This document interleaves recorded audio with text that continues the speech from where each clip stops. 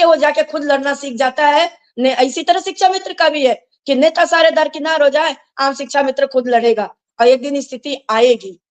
यही हाल रहा तो एक दिन स्थिति आएगी, इसमें दो राय नहीं है। झूठ चलता नहीं है, झूठ कहीं ना कहीं इंसान को ले डूबता है, चाहे वो अहंकार हो, झूठ हो या लालच हो। यही तीनों विसंगति है पूरे जीवन को नर्क बनाने वाली। झूठ, अहंकार और लालच, ये तीनों पूरे जिंदगी को नर्क बना देते हैं। चाहे वो परिवार ले लीजिए, समाज ले लीजिए, संगठन ले लीजिए या कहीं भी किसी भी कार्य में ले लीजिए। तो यही तीन चीज का परित्याग यदि हमारा शिक्षा मित्र परिवार कर दे तो हमारे परिवार में कमियां ज्यादा नहीं है, वो कमियां दूर हो जाती। लेकिन छोटी सी बात को लेकर ये लोग तिल का ताड़ बना लेते हैं, तुरंत फोन करके लगाते हैं।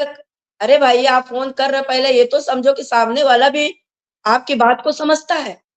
लेकिन जब विसंगति जहां से पैदा हो रही है, उस विसंगति को दूर करने के लिए जब हम लोग बुला रहे हैं तो आप भाग खड़े हो रहे हो और आप अपने तरफ से चिट्ठी जारी कर रहे हो। उस चिट्ठी का क्या अहमियत है? जब बड़े लोगों ने आपके चैनल के माध्यम से सभी को बुलाया, एक बार नहीं 10-10 बार बुलाया गया, आखिरी इंतजार मैंने किया, आखिरी इंतजार के बाद मैंने डेट घोषित की और आज मैं परमिशन भी ले ली, सारा काम प्रक्रिया हमारी पूरी हो गई। सारी जब प्रक्रिया पूरी हो गई तब आप चिट्ठी दे रहे हैं।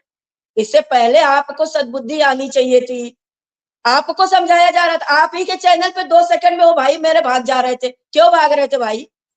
नहीं क्या नहीं परेशानी होती है?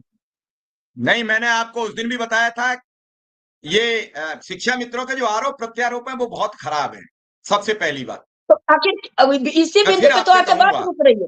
कि तो यही अगर तो इन सब उनका नहीं नहीं इनका विनाश यहीं से तो हो रहा इन है। सब चीजों पर आओगे तो कुछ नहीं बनने वाला। मैंने कल भी शिव कुमार शुक्ला से कहा, परसों विश्वनाथ जी से कहा, आज फिर आपसे कह रहा हूं, आरोप प्रत्यारोप से कुछ नहीं होगा। और इस आरोप प्रत्यारोप के अगर जिम्मेदार शिक्षा मित्रों को कुछ नहीं मिला तो आप तीनों हो गए, शिक्षा मित्र नहीं होगा।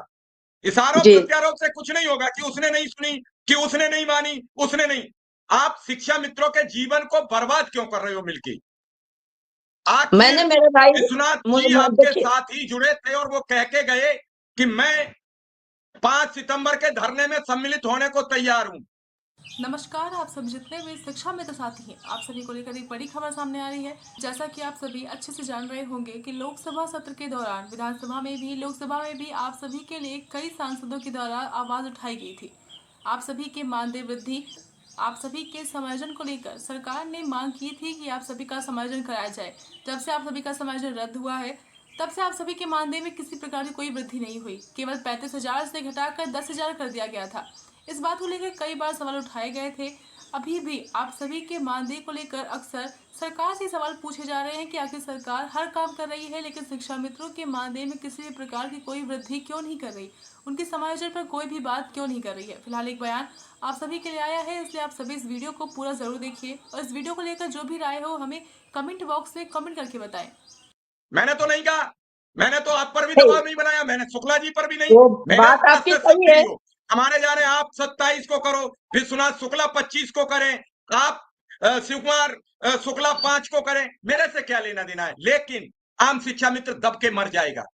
ये अपने अहंकार की लड़ाई नहीं है, ये आम शिक्षा मित्र की लड़ाई है।